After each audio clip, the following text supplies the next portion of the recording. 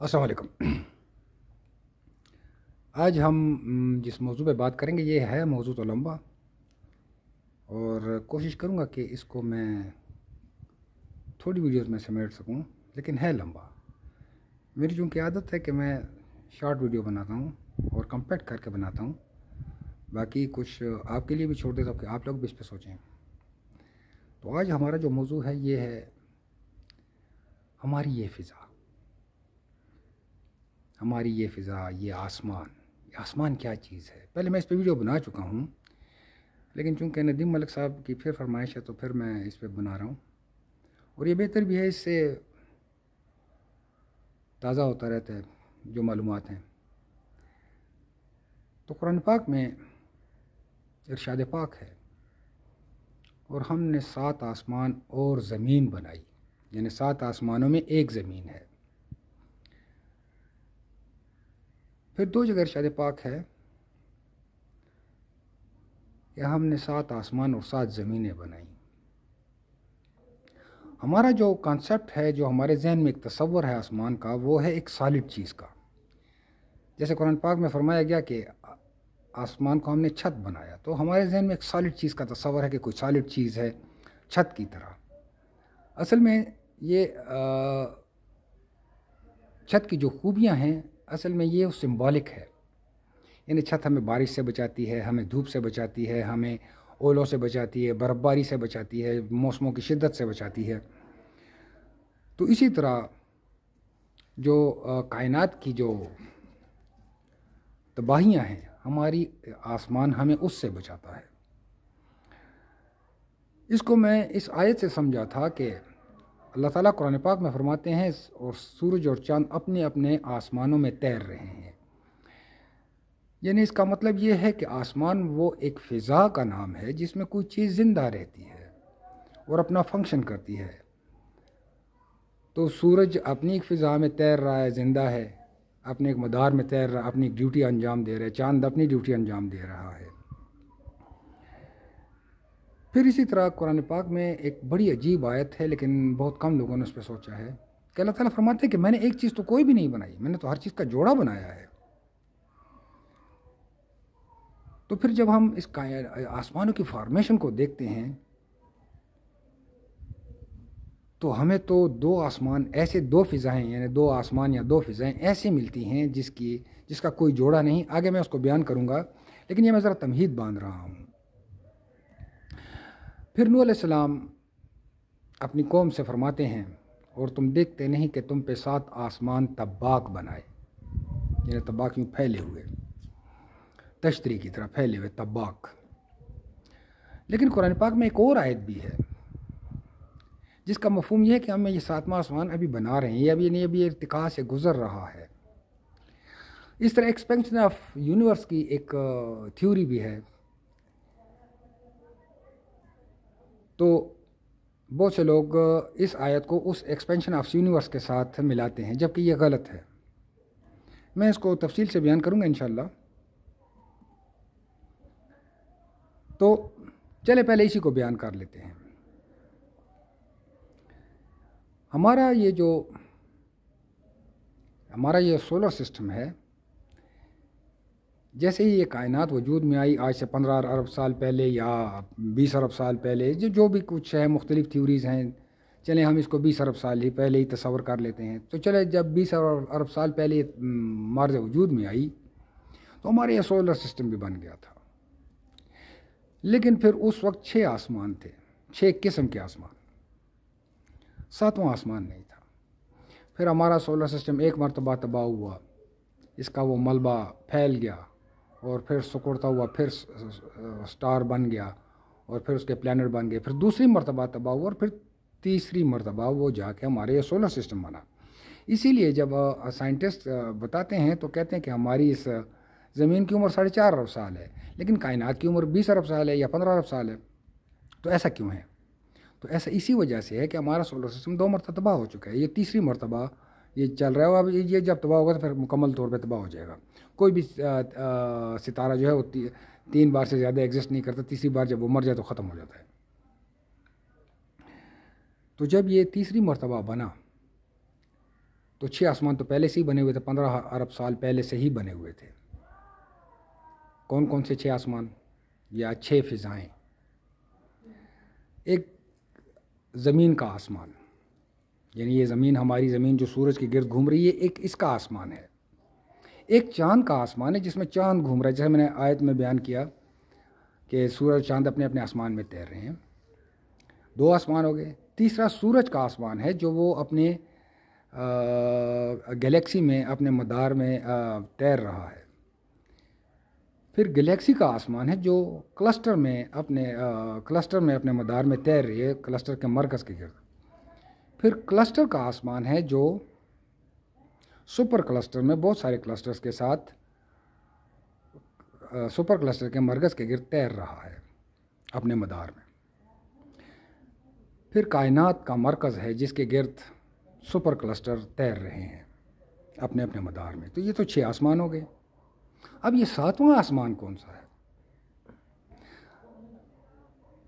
تو یہ وہ 7واں آسمان ہے جس کے بارے میں اللہ تعالیٰ فرماتے ہیں کہ یہ تو ابھی ارتقاء سے گزر رہا ہے، بنا رہے ہیں ہم اسے، یعنی ابھی یہ مکمل نہیں ہوا۔ مکمل اس لیے نہیں ہوا کہ اس میں اللہ تعالیٰ نے فلیکسیبلٹی رکھی ہے کہ اس کو تبدیل کیا جا سکتا ہے، اور تاریخ میں ہمیں 2 دفعہ ایسے مواقع ملتے ہیں کہ یہ تبدیل ہو جائے گا، بلکہ احادیث شریف سے دیکھیں تو 3 دفعہ یہ تبدیل ہوگا۔ پھر جب تیسری دفعہ ہمارا یہ سولر سسٹم بنا تو پھر اللہ تعالیٰ کا وہ گریٹ پلان جو تھا کہ انسان کو بسانا ہے، تو اس گریٹ پلان کے سلسلے میں ہمارا یہ آسمان دنیا بھی بنا۔ ایک زمین کا آسمان علیحدہ ہے اور آسمان دنیا علیحدہ ہے۔ آسمان دنیا جس میں ہم رہتے ہیں، چرند پرند، نباتات، جمادات، یہ ساری چیزیں اس میں ایک خاص فارمیشن میں زندہ ہیں۔ یہ زمین کی پلیٹیں، یہ لاوا زمین کے اندر، سب کچھ جو ہے یہ ایک خاص فضا کے اندر زندہ ہے۔ وہ خاص فضا بنائی گئی۔ کیوں؟ وہ اس لیے کہ ہم زمین پہ سانس لے سکتے ہیں لیکن ہم خلا میں سانس نہیں لے سکتے، آؤٹر اسپیس میں سانس نہیں لے سکتے۔ ہوا تو وہاں پہ بھی ہے لیکن ہم یہاں سانس لے سکتے ہیں۔ یہاں سے 10-12 کلومیٹر اوپر چلے جائیں تو پھر ہمارا سانس لینا مشکل ہو جاتا ہے، 30-40 کلومیٹر اوپر چلے جائیں تو پھر نہیں لے سکتے۔ تو یہ وہ فضا بنائی گئی کہ جس میں یہ چرند پرند، انسان، یہ سب اس میں سانس لیں اور زندہ رہیں، اس میں سروائیو کریں۔ تو یہ آسمان جس چیز سے بنا تھا وہ ایک برقناطیسی کرہ ہے جو 1898 میں نکولا ٹسلا نے دریافت کیا تھا۔ ہماری زمین کے گرد تقریباً 1000-1500 کلومیٹر اوپر ایک برقناطیسی کرہ ہے، ایسے گلوب، جس طرح ہمارے زمین یہ گلوب ہے اسی طرح وہ برقناطیسی کرہ بھی گلوب ہے، اور وہ ہماری زمین کے گرد 7 سائیکل یعنی 7 دفعہ فی سیکنڈ وہ گھومتا ہے۔ ایسے 1 سیکنڈ میں 7 مرتبہ وہ گھومتا ہے۔ تو اس کی وجہ سے ہماری اس فضا پہ ایک ایسی میگنیٹک فیلڈ آ گئی کہ ہم سے چند درجن اوپر ایک فضا بن گئی جسے اوزون کی تہہ کہتے ہیں۔ اب یہ اوزون کی تہہ جو ہے اس کے نیچے ہم سانس لے سکتے ہیں لیکن اس کے اوپر پھر اسپیس آ جاتا ہے، اور اسی اوزون کی تہہ کی وجہ سے ہماری یہ فضا قائم ہے، اور اسی اوزون کی تہہ کو آپ ہمارا آسمان سمجھ لیں۔ وہ اس طرح کہ ہماری اس اوزون کی تہہ کے باہر زمین جو ٹیمپریچر ہے، زمین کا نہیں، جو ٹیمپریچر ہے جب ہمارا رخ سورج کی طرف ہوتا ہے تو 100 ڈگری سینٹی گریڈ ٹیمپریچر ہوتا ہے، اور جو رخ ہمارا سورج کی طرف نہیں ہوتا تو اس کا ٹیمپریچر -70 ہوتا ہے۔ تو یہ وہ الٹرا وائلٹ ریز جو ہیں، بیٹا گیما، جو خطرناک قسم کی ریز ہیں، تابکاری ریز ہیں، اس کی وجہ سے بہت زیادہ ہے۔ تو وہ ہماری اس اوزون کی تہہ سے ٹکرا کے واپس پلٹ جاتی ہیں۔ کچھ الفا ریز جیسے یہ سورج کی روشنی کی شعاعیں ہیں یا کاسمک ریز ہیں، یہ اس میں سے گزر آتی ہیں، لیکن وہ جو تابکاری اور ایکس رے کی شعاعیں ہیں اس کو وہ پلٹا دیتا ہے، اس لیے ہماری زمین کا وہ ٹیمپریچر کم ہے۔ پھر اگر آپ نے دیکھا ہوگا تو مری یا شملہ کے پہاڑ لے لیں انڈیا اور پاکستان میں، تو ان کے نیچے ٹیمپریچر زیادہ ہوتا ہے، لیکن ان کے اوپر چڑھیں، چند سو فٹ اوپر چڑھیں تو ٹیمپریچر کم ہو جاتا ہے۔ اس کی کیا وجہ ہے؟ تو اس کی وجہ یہ ہے کہ ہمارے سب اجسام پہ جب یہ گریوٹی بنتی ہے تو زمین زیادہ طاقت سے ان کو اپنی طرف کھینچتی ہے۔ تو یہ جو ہماری ہوا کے ایٹمز ہیں، ان میں ایک فاصلہ ہوتا ہے، یہ ایک دوسرے کو دفع کرتے ہیں، لیکن ہماری اس گریوٹی کی وجہ سے ان کا یہ فاصلہ ایسے کم ہو جاتا ہے، تو زمین کی طرف ان کا دباؤ زیادہ ہوتا ہے۔ اس دباؤ کی وجہ سے ہم وہ سانس لے سکتے ہیں، لیکن جیسے جیسے ہم اوپر چڑھتے جاتے ہیں، پہاڑ کے اوپر جاتے ہیں، تو وہاں یہ دباؤ کم ہو جاتا ہے اور ہمیں زیادہ گرمی محسوس نہیں ہوتی۔ اچھا، اب ہوا کے دباؤ سے گرمی کا کیا تعلق ہے؟ تو اس کو یوں سمجھے کہ ہماری زمین پہ اگر فی انچ میں اگر 1000 ایٹمز ہیں، تو وہ 1000 ایٹم جتنی سورج سے گرمی کلیکٹ کرتے ہیں ہمیں وہ لگتی ہے۔ جب کہ ہم کسی پہاڑ پہ چڑھ جائیں، یعنی فرض کریں مری کے اوپر چڑھ گئے، تو ہو سکتا ہے کہ وہاں فی انچ میں 990 ایٹم ہوں، 10 ایٹم کم ہوں، یا 900 ایٹم ہوں، یا 950 ایٹم ہوں۔ تو اسی طرح وہاں جو 900 ایٹم جو گرمی کلیکٹ کریں گے تو ہمیں صرف 900 ایٹم کی گرمی لگے گی۔